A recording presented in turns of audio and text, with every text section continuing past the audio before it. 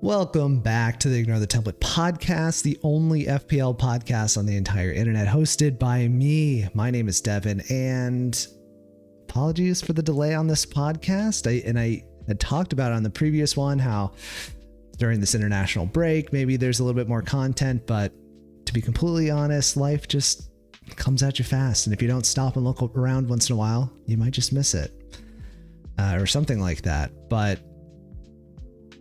in other news, I went and saw Project Hail Mary. So if you haven't seen that, definitely go see it. Very good. The book was excellent as well. Definitely recommend that. But what are we here for? This is not book movie discussion. We are talking FPL, and this is going to be an early wildcard video. Obviously, it would have been early when I hoped to have put it out last week, but we've got no news, so it's still early. So I'm going to go through kind of the parameters and the context, some of the potential situations that we could see ourselves in, and what players would be advantageous to get. And if I'm being completely honest, a lot of this was covered in Let's Talk FPL Andy's video. So I'm going to try my best not to tread over his toes, but the pool of players is so limited with this double game week, or this blank and double game week scenario, that a lot of the players are going to overlap. And that's just going to be the circumstance of, if you have the chips to work around this, you're going to basically have the same team anyway. So we'll talk through all that. Hopefully this is a short one, and let's jump in. Okay, now let's walk through some of the potential scenarios, because while we don't have all the information, and even the information we do have there's no guarantees. So I want to clarify that there is a massive asterisk on this video podcast, that this is very early. We still, despite the fact that it's probably a week later than I had anticipated putting the video out, we're not any closer to the answer. So we're still going off of probabilities and likelihoods and kind of a bit of guesswork, I guess. But what we have is that the FA Cup weekend is kicking off in about, from the time of recording in about a week or so. And Arsenal plays Southampton. They are probably, on likelihood, the most probabilistic team to go through. So we're assuming Arsenal beat Southampton. Likewise, Chelsea are matched up against Port Vale in the FA Cup. They are likely to go through. The one that is more on balance, although there's definitely a favorite, I would say, is that Manchester City are playing Liverpool in the FA Cup. There's another match that I'm not going to touch on, because according to Ben Crellin and the other fixture gurus, it is very unlikely that those teams will double in 33, and that fixture will just remain in 34, and it will be shifted around in the schedule. So we're kind of going to bypass that and all the discussions that we have in this episode today. So we're mainly going to be focusing on Arsenal, Chelsea, Man City, and Liverpool. Now, again, this is not even for certain, because if Arsenal beat Southampton, there's no guarantee that double will stay in 30, or that double will go to 33, and that they'll blank in 34. The blank in 34, I think, is guaranteed, or it's at least very, very likely. But anything could happen, is what I'm trying to say. If we're going by Ben Crellin and the fixture gurus, we can at least suggest that if Arsenal and Chelsea go through, which they're very likely to, they should double in 33 and blank in 34. Same would go for either Man City or Liverpool. So if Man City beat Liverpool, they are likely to double in 33 and blank in 34. And if Liverpool beat Man City, Liverpool are likely to double in 33, blank in 34. And since we are discounting the West Ham Leeds because it's likely to not be a double, we can kind of push them to a side and focus on the teams that are likely to double. So if Arsenal beat Southampton, Arsenal will double and Newcastle will double. Arsenal will play Man City away, Newcastle at home, not ideal. Newcastle will have Bournemouth at home, Arsenal away. Better, I guess. Chelsea would have Manchester United at home, Brighton away, pretty good. Brighton would have Tottenham away, Chelsea at home. Decent. If Man City beat Liverpool, which I think is the most likely scenario, Man City would play Arsenal at home, Burnley away. Burnley would play Nottingham Forest away, Man City at home. Now, on the off chance that Liverpool beats City, then Liverpool would double against Everton away and Crystal Palace at home, and Crystal Palace would play West Ham at home, Liverpool away. God, that was a lot of talking. And visually, I don't know why I said that so strangely, visually we can see that by Ben Crellin's most updated spreadsheet, which again has not changed since I posted it on Discord and have talked about it on several other podcasts. But you could see the blue teams are a possible double. He's saying between 25 and 50%. This is somewhat of a made up probability. It's not like, I don't know. I don't think the amount of math and statistics that would be necessary to have like a precise percentage range on probabilities, I don't think that's going into it. I think, and this is again not knowing Ben Crellin or how these numbers are put out, but my intuition would be telling me this is more based on his experience. But we can trust his experience most of the time, and he's saying that the blue teams, which would be Man City, Crystal Palace, Liverpool, Burnley, have a possible double between 25 and 50%. But I think because Liverpool play Man City, I think that's why it's being knocked down a notch. It's not like the Arsenal and Chelsea fixtures, which it should be very clear that Arsenal beat Southampton and Chelsea beat Port Vale. But I think if I'm following this schedule correct, if Liverpool win, they should, or more, like this double it would jump up to the orange tier, which is 60 to 90%. And the same would go for Man City if they were to win. I think it's just knocked down a notch just because that tie is a little bit more on balance. And then this white tier, the 5 to 20%, already talked about Leeds and West Ham and the teams that they would play if they were to double. They're all the fixture guys are saying that it's most likely just going to stay in 34. So that's all the context kind of talked to death. And I guess another thing we could kind of look forward to is that they still need to rearrange this Crystal Palace Man City fixture. So that's something to keep in mind as we build the teams because I'm going to throw up some wild card teams, and that's really going to be the majority of the episode today.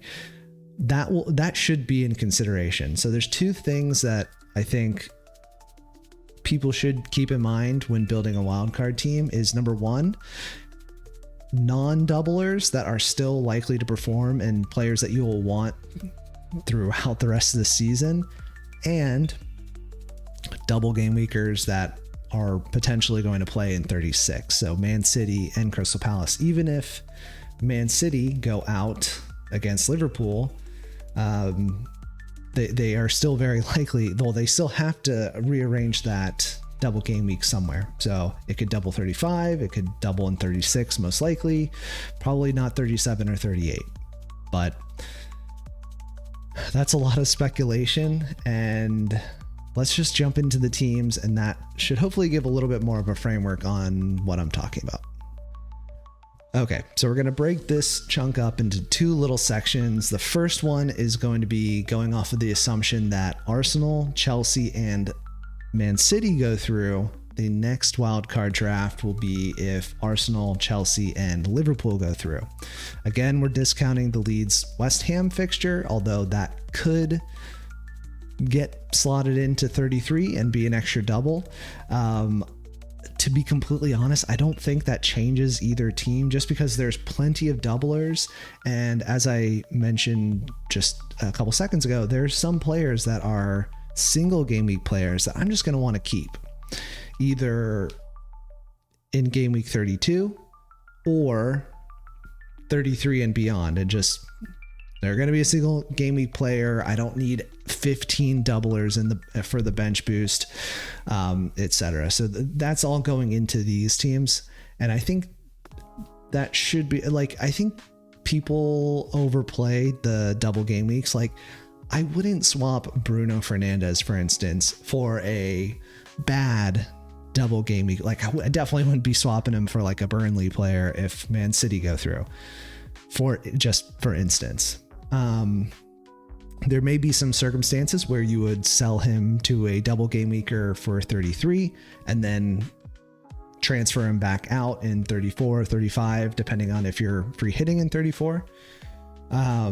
So that's a possibility as well. But okay, that was enough preamble. Let's just talk through the team and kind of my ideas. Again, this is not very different from what Andy Let's Talk FPL discussed, but there's a limited set of players.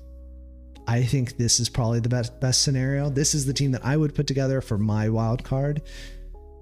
And I did hit the button. So I have wild carded, and this is the team I'm kind of aiming for because I am assuming Man City are going to beat Liverpool. So in goal, David Raya. Also Dubravka, because he would also double, and it's fine. Just keep a cheap double game week player. And for this team, the budget's incredibly tight, actually, because we're filling out our bench with players that would have no business. They should be in the starting 11 99 weeks out of 100. In defense, we've got Gabriel, Van Hecke, Dunk, Malik Chia, and Mark Gehi. In the midfield, we've got Declan Rice, Bruno Fernandes, Semenyo, Gordon, and Enzo Fernandez. And the forward line is Danny Welbeck, surprise, surprise, Igor Thiago, and Erling Haaland. Now, there are a couple players that I probably would have opted for, but just don't make the cut based on the funds available. Like if Danny Welbeck could become João Pedro, I would definitely do that. So if your team has more value built up and you actually have the funds to do that move, that would be the move I would make. And then Thiago obviously is not going to be a doubler, but I am probably going to have him throughout the rest of the season. I just think he is far and away one of the best forward assets in the game. So, and the fixtures aren't rotten either. So I'm totally fine just holding on to Igor Thiago, single game week, and for a bench boost, that's fine. I'm not super concerned about that. The lack of forwards in this game is just kind of what has led me to this situation. If there were a bunch of really good options that had doubles, it would make sense. But the forward line is basically in this universe where Man City, and again, sorry for all these ads, blame FPL.team for that. But in this scenario where Man City go through, it's basically Erling Haaland, Danny Welbeck, João Pedro. I mean, that is basically it. We'll go through the stats more in depth after we go through the wild cards to kind of pick your own adventure. If you see some players that you disagree on, maybe they would be better picks for the double, we'll kind of see. But in my mind, in this scenario, it's basically between 3-4 players at most. So there's really not much option forward line. One decision that I think is a decision to make. A lot of people are going to be hopping on O'Reilly. He obviously scored the brace and all the goals in the Carabao Cup final. Going to be very popular. Could be playing in midfield, getting forward. He's in good form. There's a lot of arguments to have him. The reason I would not have him personally, and I would opt for Gehi or, in this scenario, Gehi and Semenyo, is that I'm still not convinced he's like going to be nailed to play. Pep can play any sort of player as a left back that he wants because it's Pep, and we've just seen how much he rotates, especially with younger players. So I think Semenyo's minutes are probably, on balance, more like quote unquote nailed, although can you really say that? Because there are plenty of midfield options that could play in his position as well. But I would feel more confident playing Semenyo than O'Reilly personally, especially across the double game week. So that would be my pick. But I think it's going to be very common that people have O'Reilly. Andy had O'Reilly in his wildcard draft, and I think that's a perfectly valid pick. I think there's a little bit more upside to Semenyo personally, but FPL is a wild game, man. Could be anything. Now, another pick that people I think could consider in this situation would be, instead of Bruno Fernandes, you go for Cole Palmer, who would have a double in this universe, but I think I would just prefer Bruno Fernandes, especially for Gameweek 32. You could always transfer Bruno to Cole Palmer in 33 for the double and then go back to Bruno after. But for the Gameweek 32 wildcard, I would 100% just keep Bruno for at least one more week. And that would be, if I was to transfer any one single Gameweek player for a double, it probably would be Bruno to either like a Saka or Cole Palmer. In this scenario, I've already got the 3 Arsenal, so it'd have to be Cole Palmer, but I don't think he's that great of a pick that keeping Bruno for a single game week is going to be like a big point differential. Another thing that you can toy with, or that I had thought about as well, instead of having Van Hecke and Dunk for the 2 Brighton defenders, having like a Verbruggen instead of a Raya, and then having a Timber instead of a Dunk, it's really a much of a muchness, and I think either solution is fine. I probably have more confidence in Van Hecke and Dunk playing more games, especially with Raya as well, in comparison to Verbruggen and Timber. For instance, Timber could potentially be dropped for, Ben White. That's a possibility. So this would be the team. I've got everyone would be doubling in this situation except for Bruno and Thiago. That would be fine. Now, the thing to keep in mind is Crystal Palace players will probably be the next like transfers in. So maybe that would be reason enough just to keep Bruno, because you're really swapping one single game week player for a doubler, but you could put transfers towards other doublers by bringing Crystal Palace players in after the double game week, because you only really have, like, if you're playing your free hit in 34, this is the team that you're going to have. This is going to remain the same. You're just going to have one extra transfer in 35, I think. So that would mean you really only have 2 transfers, and you wouldn't have the 3 to bring in 3 Crystal Palace players, assuming, you used up all your transfers. So I think that's how the math works out, but it's something to consider if that's the situation you find yourself in.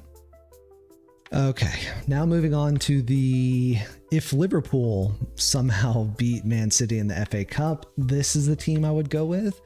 And there are a lot of the same players. So Gabriel, Van Hecke, Malik Chia, Bruno Fernandes, Rice, Gordon, let's see, Thiago, Welbeck, David Raya.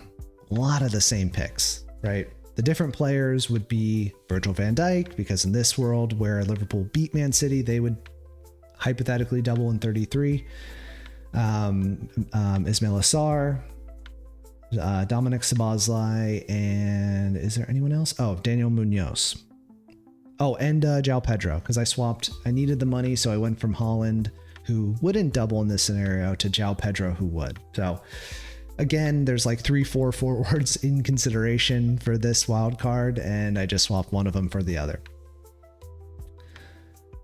In this scenario, though, we would want to now use 3 transfers to bring in 3 Man City players for their potential double in 36. All things to consider. So maybe that would be evidence enough to just keep Erling Haaland and take João Pedro out and just have it a little bit more similar to the other wildcard team. Yeah, I don't know.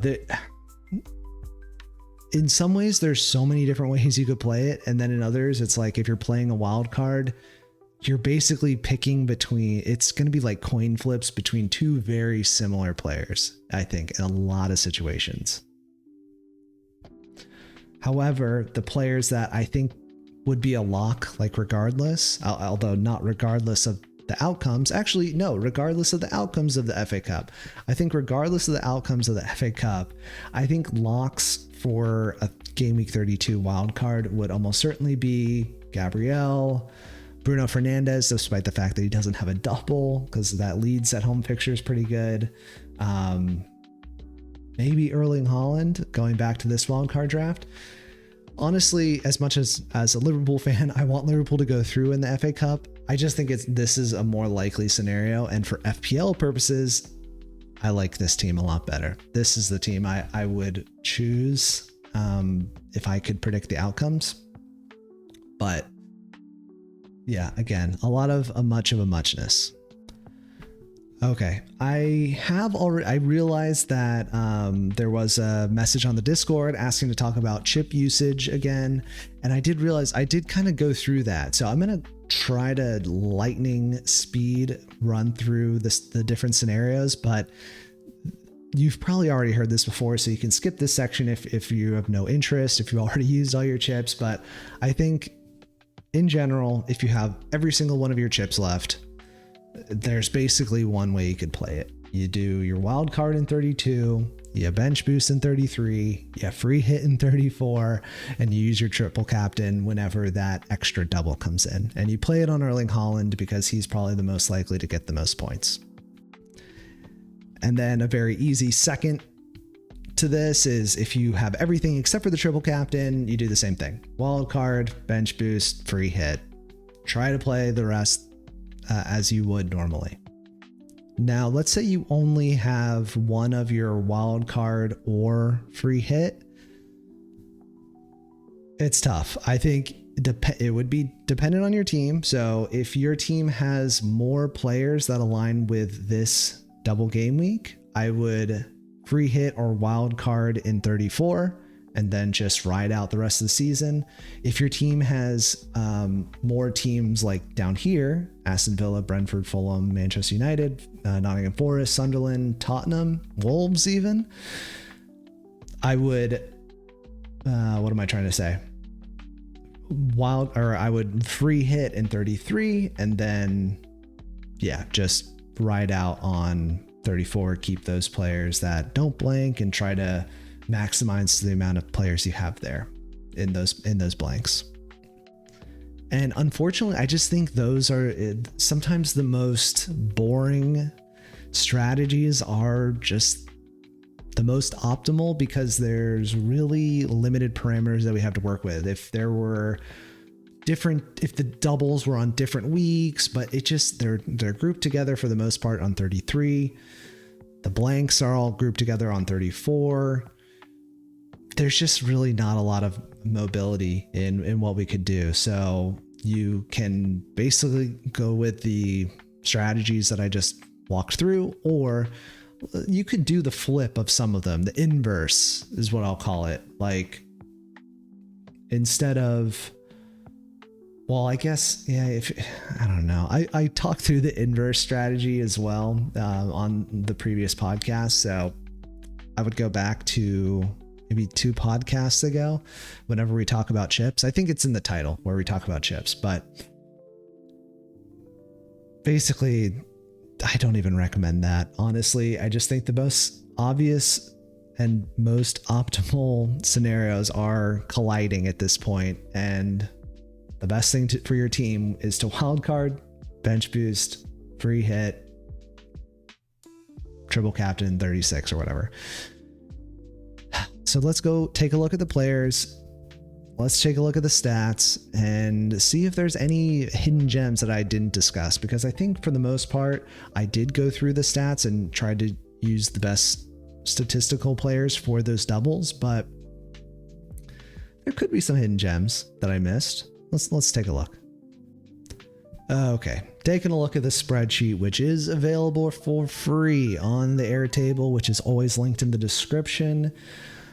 I am just looking at like the Excel version, so that I can highlight and make it a little bit more. I wouldn't say user friendly because there's a lot of highlighter yellow on this one, but yeah, I want to draw your attention to the spreadsheet, which is basically to walk through how I got to this scenario filtered by the matches played, so 10 or more. And I have sorted by expected points per match. So this is just looking at every single player across the league and sorting by their expected point total, which is their average point total if you were to base it on the underlying data. So XG, XA, etc., which I think is a better predictor than the actual observed points. But if you disagree, just sort it by points per match, which is also available in the spreadsheet. On the spreadsheet, I have highlighted every player that is most likely to double. So Arsenal, Chelsea, Man City, and their opponents. I think I captured everybody, but you'll see number 1 on the list. Oh, they're highlighted in yellow for the YouTubers. And there's one player highlighted in green, which is Bruno Fernandes, because he's just so far and away like the best single game week player. Although, I mean, maybe some would argue Senesi is up there. But Bruno is just a level above. He's a captaincy option. I would just keep him for 32 at least, and probably even 33. Let's be honest. But Gabriel, number 1 on the list. Bruno Fernandes, the only single game week player I'll talk about, followed by Erling Haaland. Well, I will just briefly shout out Senesi because, man, he's just been a beast this season. Mark Gehi is, 3rd on the doublers list, followed by Bukayo Saka. I didn't talk about him. I think he's been in pretty poor form, if I'm completely honest. So despite the fact that his average underlying points still look pretty good overall, I think it would be a tough call to bring him in on a double. I think that would be a big differential move. And if that's kind of the type of player that you are at this time of the season, which is, there's no better time in the season to go for a differential, especially on like a bench boost situation where you get 2 bites of the cherry. Now Lacroix is not highlighted because obviously in this scenario, we're just talking about game week 33 doublers, but he would obviously double in 36, even if they don't, or he would be very likely to double in 36. I got to be careful with my words, even if he doesn't double in 33. Enzo Fernandez is probably surprising to a lot of people because he's been absolute dog water for the past month, it seems like. He is above Declan Rice and Jurriën Timber, Antoine Semenyo, which I think a lot of people would anticipate him to be higher up, but he's just really overperformed his underlying data. And yeah, that's basically the story, but and not by much, but he still has good underlying data as well. But yeah, and actually now that I'm looking at it, I mean, there's really not much that's separating Semenyo and O'Reilly. By a value added perspective, VAPM, which is a phrase you probably haven't heard in months from this podcast, O'Reilly is much better value player. Now, will he get the minutes? Semenyo has, 400, almost 500 more minutes than him. Is that right? Yep. 400 minutes, about 450 more minutes than O'Reilly this season. Does that have any bearing on how many minutes he's going to play in the double? Not necessarily, but on balance, I think Semenyo is probably going to be more likely to play and hopefully gets the points in that double. Maybe I'm torn. Maybe I go for O'Reilly. I don't know. It's splitting hairs. Like I said, the difference between their expected points per match is 0.03. So if statistics were completely accurate and had like 0 chance of being false, they would get the same exact point total and it wouldn't matter. Malik Chial after O'Reilly, talked about him. João Pedro is next on the list. See how João Pedro is not like, he's not ripping up trees. You could argue he may be in better form than Semenyo, but I don't know. I think Chelsea have been pretty bad under, what's his name? New manager. What are they calling him? Like the LinkedIn manager? The manager? Ugh.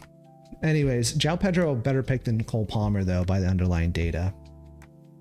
Gabardio's injured. Bruno G is injured. Saliba, shockingly way down the list, but just does not offer any offensive threat whatsoever. Calafiori does, but I think because he's been hooked so many times at like in the middle of the games, he's gotten his points docked.